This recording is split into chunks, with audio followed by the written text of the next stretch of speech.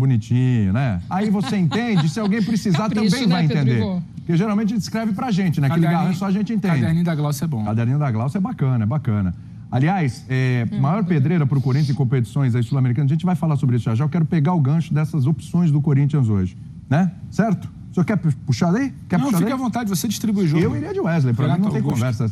Romero é uma possibilidade que eu acho muito remota e, assim, não dá para escalar Romero baseado em duas atuações ali que tiveram seus momentos, mas não foram nada brilhantes. Eu iria de Wesley e você. Tudo bem, William? Um beijo pra você, Bubu, Edu, Glaucio e Zupa com a gente aqui, principalmente o fã de esporte nessa bagunça. Acho que a observação mais importante da dupla lá foi essa coisa verdadeira do programa, né? No intervalo e no ar é a mesma coisa. A gente não mente. Capturaram perfeitamente a essência do programa. É um olhar muito apurado do Zupac. Mas eu entendo quando ele cita a opção do Romero, só que eu acho que o Romero ainda é uma opção. Isso. Para um jogo. Eu ainda não vejo o Romero como uma certeza. E quando a gente debate sobre o tamanho do confronto, que se assemelha muito mais, acho que foi o Zupac que falou, não lembro se ele ou a Glaucia, se assemelha muito mais ao que encarou na fase de grupo da Libertadores do que exatamente o desenho ali de Sul-Americana, que o Corinthians foi tateando, foi negociando, foi especulando para ver até que ponto ia se apropriar desse filho. Porque agora o filho ficou bonito, né? Cresceu, tá bonitão. Aí a coisa se aproxima. Aí tá linda. Então, como eu vejo muito mais uma aposta, uma ideia, uma possibilidade, uma arma para o segundo tempo, como queiram chamar, do que uma certeza, eu acho que não dá para negociar muito num jogo como esse. Virou a grande prioridade, virou um jogo muito difícil e é um jogo dentro de casa. Eu acho que tem pouca margem para você sentir se o Romero vai te responder pelo terceiro jogo ou não.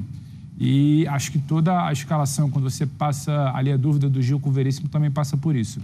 Tem um peso de um Gil, tem um entendimento do que é o confronto, o clube, a atmosfera, ainda que eu ache que a muito curto prazo, se não já agora, quem quiser achar isso eu até concordo, o Lucas Veríssimo hoje vai te entregar mais. Só que você tem um entendimento do que é esse jogo pro Corinthians. Hoje o Lucas é melhor zagueiro que o Gil. Hoje, tô falando hoje. O Lucas, eu acho que assim, ele anima porque a amostragem que a gente tem da última partida nos remete a um Lucas lá de trás. É algo do tipo, olha o que tá voltando aí. Mas eu acho que talvez também a opção pelo Gil se mostre natural, não acho nenhum absurdo. Mas a gente está falando do Luxemburgo, né? A gente já viu o Luxemburgo não necessariamente seguir uma lógica que a gente se debruce aqui na programação, ou o Zupa com a Glaucia no Sport Center, a gente aqui no F90, não necessariamente tem uma coisa muito ali pragmática. O jogo pede isso, não vou de Romero, então a minha escalação... Não necessariamente. Eu acho que ele é capaz de pensar em algo diferente. Acho que até por isso o Zupac, no início do comentário dele, fala que pode ser que venha algo diferente. Muito pelo que a gente já viu de diferente do Corinthians em alguns confrontos.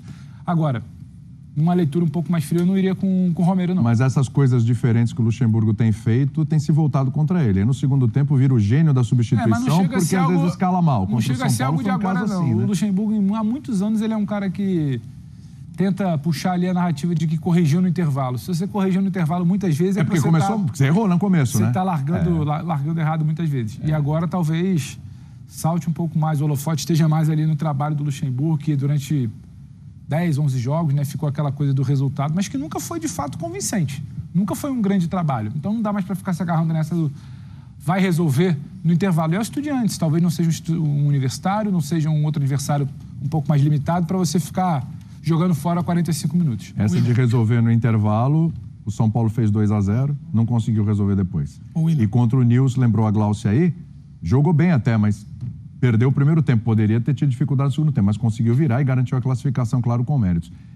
Zupac e Glaucia, quando quiserem, pode acionar também. A gente está falando aqui, mas se quiserem interromper, fiquem à vontade, viu? Por exemplo, ainda sobre a escalação, tem um ponto, eu não sei se o Zupac e a Glaucia sentem também em relação até às informações do jogo.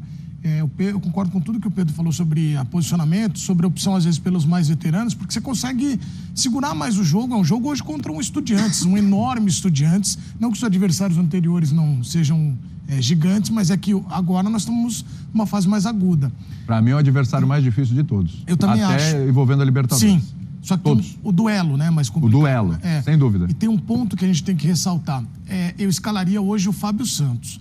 O Estudiantes, ele joga muito por aquele setor, ele vai explorar muito aquele lado do ataque. Eu gosto do Bidu, mas o Bidu que me agrada hoje é do meio para frente. O Bidu do meio para trás, ainda não é um garoto que mostra essa segurança e evolução, porque ele vai acontecer, é natural. Ele vai trabalhar para isso, para evoluir na carreira. Mas o Fábio te dá a opção até de fechar como um terceiro zagueiro, te segura um pouco mais, cadencia jogo. Então talvez esteja ali também uma observação do Vanderlei, até para escalar o Fábio e optar por alguém mais experiente, William. É um ponto de atenção para esses Estudiantes, que é um time, como eu disse, muito experiente, mas que gosta muito daquele setor, daquele lado do campo. Não sei se o Zupac chamou, tive a impressão que o Zupac chamou. A gente deve desculpas a eles. Porque o Braz está acostumado, nosso cinegrafista, o fã de esporte, eles não. Mas tudo bem. Fala, Zupa. E fica um tempinho aí pra gente poder se dizer que está desculpado. Não, era só para falar que está desculpado, né? Porque eu acho que foi o Pedro que falou, nós devemos desculpas a Glaucio e ao Zupac. Estão desculpados, está tudo certo, sem problema. Em relação ao que o Edu falou do Fábio Santos, assim, eu não gosto da temporada do Fábio. É um jogador enorme na história do Corinthians. Eu não gosto da temporada que o Fábio Santos faz, mas para o jogo de hoje eu manteria, porque assim, o Corinthians ele tem que tomar iniciativa e tentar construir o resultado hoje para ter um pouco mais de conforto semana que vem e tentar não passar o que passou contra o São Paulo, né? Vantagem magra e não foi o suficiente para defender. Eu começaria com o Fábio Santos e caso as coisas não se desenrolem como esperado no primeiro tempo, em parte do segundo, aí ele tem a alternativa mais ofensiva, que é colocar o Matheus Bidu, que é um cara que de fato marca pior, mas ataca mais do que o Fábio. Eu iniciaria com o Fábio com a linha um pouco mais experiente e deixaria como alternativa para o segundo tempo, porque de fato o Corinthians tem hoje que construir algum tipo de resultado mais interessante, porque mesmo nos jogos contra os mais fracos, Universitário e News, pela Sul-Americana, o Corinthians não jogou bem fora de casa, né? Administrou a vantagem magra construída dentro de casa, mas sofreu um pouquinho ali, tanto em Lima quanto em Rosário, contra adversários mais frágeis, né? O Estudiantes é um time que poderia perfeitamente estar disputando o mata-mata de Libertadores, não tá pelas temporadas anteriores, não propriamente por essa. Vamos lembrar, 5º colocado no último campeonato argentino, à frente de vários times que estão jogando ou que já jogaram a Libertadores, e teve uma das melhores campanhas da fase de grupos da Copa Sul-Americana e atropelou o Goiás, que é um time que hoje está na mesma faixa de Campeonato Brasileiro do que o Corinthians, né? E até, né, Zupa, ainda lembrando, dentro de Sul-Americano, o jogo da volta contra o News, fazendo um jogo como o Corinthians fez com o Estudiantes, muito mais perigoso numa volta, né? Conseguiu se segurar lá contra o News, muito também pelo que era o adversário, né? Se a gente for olhar contra o Estudiantes seria diferente. E a gente também ainda tem essa dúvida, ou até discute ali a defesa do Corinthians, porque esse tem sido um ajuste que a gente não vê tanta evolução, né? Assim, se a gente for olhar o trabalho do Luxemburgo, é sempre um ponto que a gente pega. Esse ajuste defensivo, como ele falta, muitas vezes essa saída também de bola da defesa, como acaba prejudicando ao Corinthians, enfim, a saída errada, o posicionamento, isso ainda também é muito questionado, né? Então eu acho que nisso que vem esse levantar de, poxa, talvez ele possa colocar um Lucas Veríssimo por isso, também de construir jogo, enfim, ou até mais uma solidez. O Edu até fala, poxa, fazer uma linha ali, talvez uma possibilidade de 3 zagueiros. O Luxemburgo pensa num jogo de volta, né, por conta de fazendo um resultado aqui e indo para se segurar lá na Argentina. Aí possa ser uma possibilidade. Enquanto o Edu, a hora que o Edu falou, me veio à memória, me lembro do Lucas Veríssimo na época de Santos, como o São Paulo muitas vezes montava essa linha de 3 e o Lucas era o cara que ficava pela direita. Tipo então, o Bruno Mendes hoje. Exatamente. Né? E aí era ele quem fazia essa lateral direita, né? Quando ele estava nessa linha de 3 zagueiros, enfim. Então ele se apresenta também nessa possibilidade, né? Para que o Vanderlei consiga trabalhar dessa forma também, pensando nas fases do jogo, mas aí acho que mais adiante. Agora, é esse também um ajuste que o Corinthians tem que ter muita atenção, né? Tem porque o time do Estudiantes é um time que tem média de posse de bola com o Eduardo Domingues, o seu técnico recém-assumido, são 6 jogos só do Domingues como técnico, uma média de posse de bola até superior à do Corinthians com o Luxemburgo. Não sei se hoje o Estudiantes vai tentar controlar o jogo, mas não é um time de ficar lá atrás o tempo inteiro, né? É um time que joga, um time com jogadores muito experientes. Aliás, é interessante, existem até semelhanças entre esse Estudiantes e esse Corinthians, no sentido, o Estudiantes tem como um dos seus principais dirigentes o capitão do seu último título de Libertadores, que é o Juan Sebastián Verón, lá pro Rita Verón, que não está aqui, está no México. Ele é vice-presidente do clube e é muito atuante. O Corinthians tem como seu gerente o Alessandro, capitão da conquista de 2012. A gente olha para o time do Estudiantes e é um time de jogadores veteranos, muitos veteranos. A média de idade dos titulares é de 30 anos e muitos deles que já passaram pelo clube e voltaram. Andújar, o Mauro Bocelli, o Federico Fernandes voltou agora, fica no banco, vários outros experientes como o Lolo, como o José Sosa. É um time experiente, tal qual o Corinthians, que é um time de elenco mais rodado, vários deles que voltaram depois de conquistas pelo Corinthians e aventuras por outros clubes. E o craque do Estudiantes hoje é o número 10, que desequilibra ofensivamente e tem cabelinho descolorido, que é o Rohraiser. O do Corinthians também era, até que vieram os catares do Al Rayyan e levaram o Roger Guedes embora. Então existem semelhanças entre o Corinthians e o Estudiantes. É um time rodado, um time que não é veloz, mas é um time que trata bem a bola. Não sei se hoje com o Bocelli como titular ou com o Mauro Mendes, geralmente jogam os dois, mas fora de casa vai jogar um só. O Bocelli mais experiente, Mauro Mendes com um pouco mais de mobilidade, mas são armas interessantes que o Estudiantes tem para o jogo de hoje. Não sei se o Eduardo leva em conta a questão da passagem do Bocelli pelo Corinthians, né?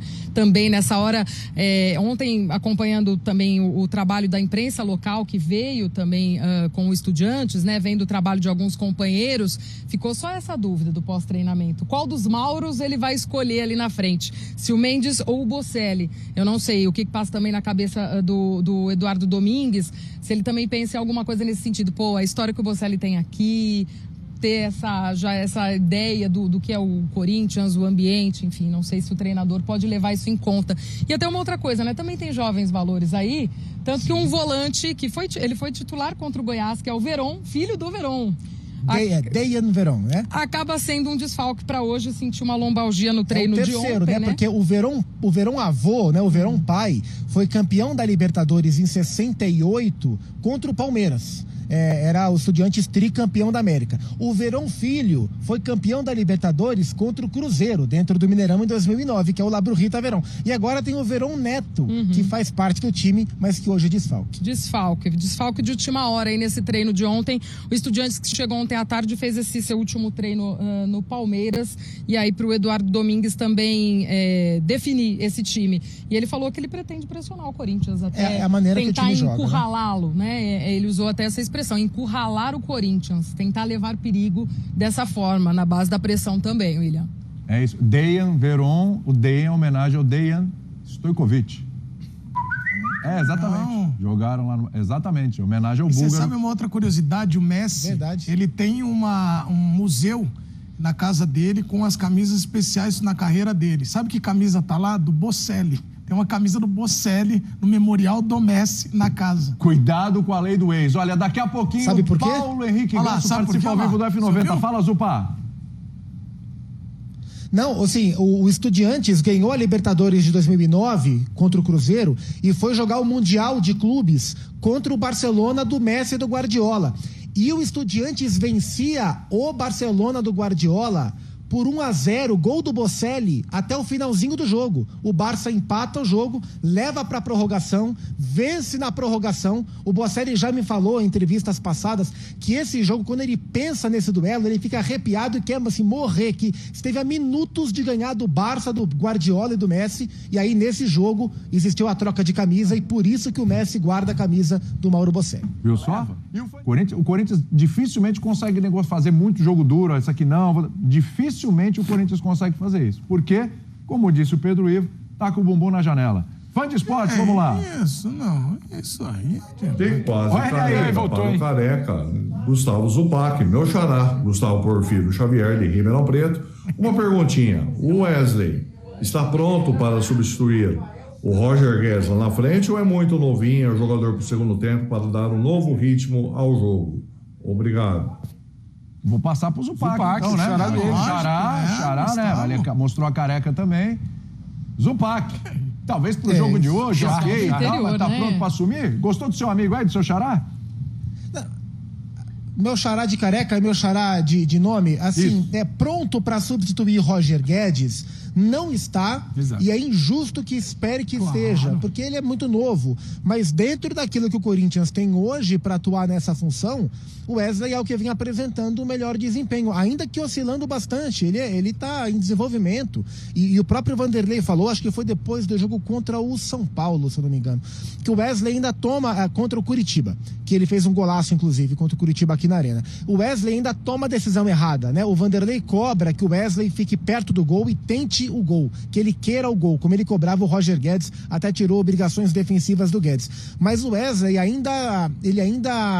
ele hesita. Tem hora que é pra tocar e ele quer chutar, tem hora que é pra tocar e ele quer correr, porque ele é um menino talentoso, não tá pronto e não vai estar pronto agora mesmo. Mas dentro do que o Corinthians tem para o jogo de hoje, para essa função, ele se mostra um jogador o mais apropriado para esse tipo de partida. E como o Renato Augusto é um meia que joga pelo lado esquerdo, o fato de você ter o Renato Augusto perto de você ajuda, né? Se o Wesley tiver tranquilidade para respirar e tentar enxergar o que está acontecendo, ele vai ter ao lado dele um meia capaz de pifá-lo, né? De servi-lo com bolas para deixá-lo na cara do gol. E o Wesley é um cara que tem boa finalização, ele tem que só entender o tempo certo de fazer cada coisa. Mas como a gente falou mais cedo, com 17 anos, eu não sabia o tempo certo de fazer as coisas. O Eduardo de Menezes, muito menos. Menos ainda. Até hoje ele não sabe. Até hoje em dia, né? Até hoje com 42 eu também, às vezes, você fica abafado. Mas 42? Mas... De carreira. É que eu entendo vocês. Me engana que eu gosto. Pode parecer que são 23 anos, 25. Cara, o Braz está participando ativamente. Fala, Braz, como é que é? Mas ele está trabalhando? Já... Ah lá, o que ele falou? Não entendi até agora. Enfim, mas o fato é que pode parecer pra vocês que eu não tenho, mas eu não tenho essa idade. Mas o fato desse negócio do Zupac observar tão bem a movimentação do Wesley e sobre o garoto, já me falaram os jogadores que atuam com o Wesley que o Vanderlei, a comissão e os próprios jogadores disseram pra ele o seguinte, pode errar. Porque quando o menino sobe, a tendência dele de tomada de decisão é assim, cara, eu tô do lado do Renato, eu tô do lado do Yuri Alberto, que são caras que têm uma trajetória maior. Eu vou tocar. Você vê que ele tem um lance contra o Curitiba, que ele abre, e eu falei, se ele não tocar, ele vai ouvir um monte. Falei aqui no F90, né? E ele bate, faz o gol. Ele tomou aquela decisão e eu não vi nenhum jogador cobrar ele algum erro. Isso dá um suporte pro menino para ele crescer, ele ajuda muito. Olha, essa questão de, vai lá e desenvolve o seu futebol. Pode errar, entendeu? Então acho que isso cresce. O Wesley hoje é uma grande alternativa pro Corinthians. Fala, Glaucia.